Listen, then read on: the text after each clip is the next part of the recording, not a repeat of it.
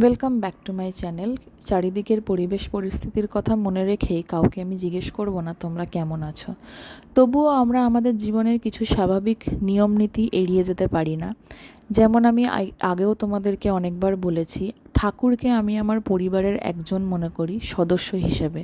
তাই তার জন্মদিন ভুলে গিয়ে কি করে আমি থাকি বলো। তাই জন্যই এই ছোট্ট আয়োজন। আমাদের বাড়িতে জন্মাষ্টমীর দিনে পুজো করার কোনো চল কোনো দিনই ছিল না। এই সম্পূর্ণটাই আমার মনের ইচ্ছা, আমি পূরণ করি। তাই আমার মতন করে, ছোট করে, আমার যতটুকু ক্ষমতা আমি ততটুকু অনুযায়ী ছোট্ট কিছু আয়োজন করেছি। সেই আয়োজন আমি আমার ঠাকুরের সামনে তুলে ধরেছি। প্রথমত তো ঠাকুরকে স্নান করানো, যেটা আমার খুব পছন্দের একটা কাজ।